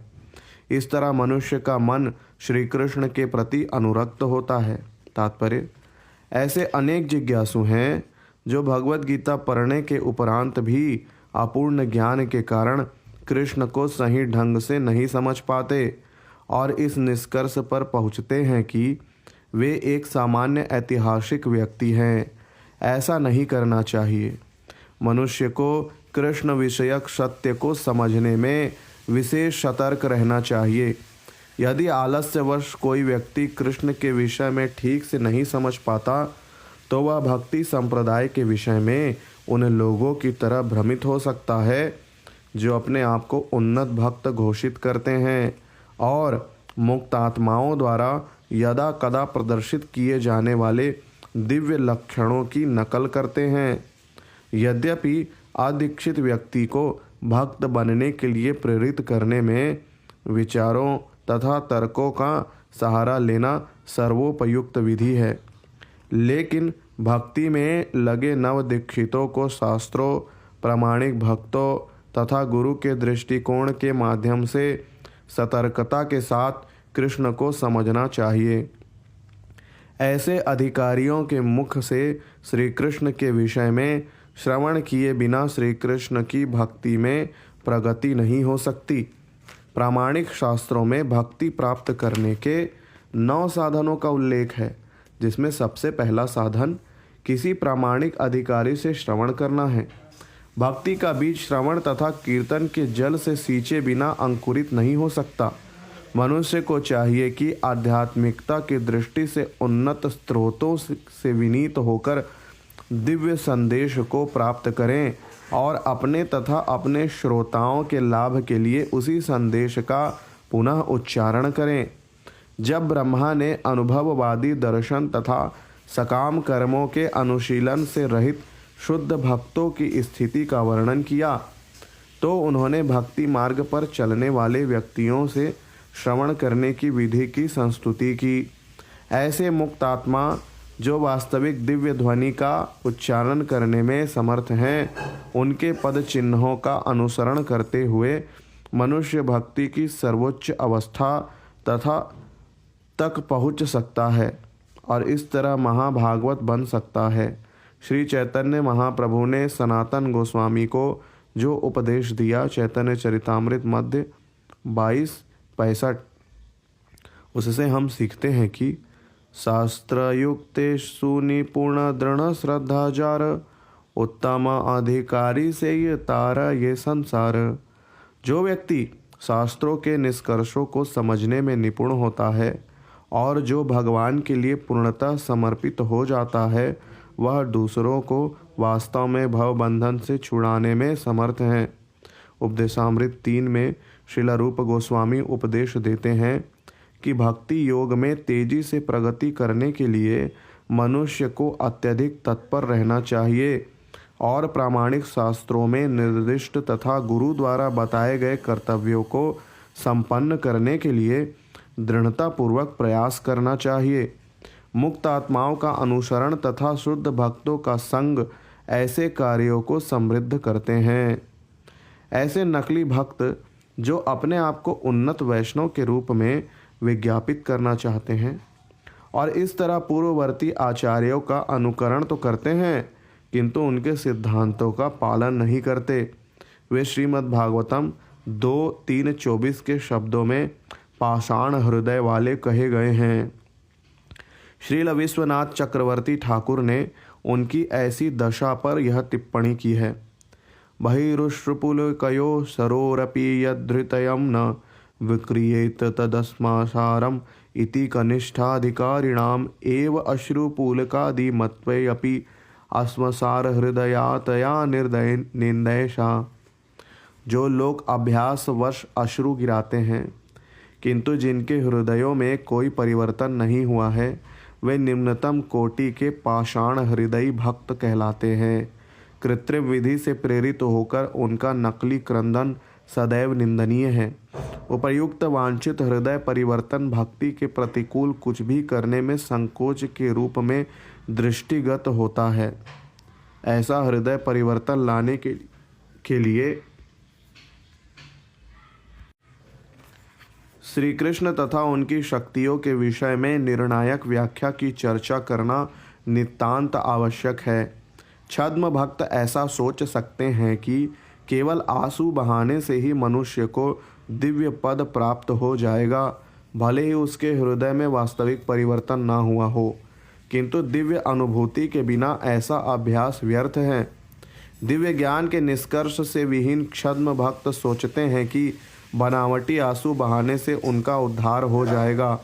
इसी तरह से अन्य छद्म भक्त सोचते हैं कि पूर्ववर्ती आचार्यों के ग्रंथों को अध्ययन करने का परामर्श उचित नहीं है, जिस तरह शुष्क दर्शनों का अध्ययन उचित नहीं है, किंतु पूर्ववर्ती आचार्यों का अनुसरण करते हुए श्रील जीव गोस्वामी ने शास्त्रों के निष्कर्षों को षड संदर्भ नामक 6 संदर्भ ग्रंथों में दृढ़ता से लिपिबद्ध किया है।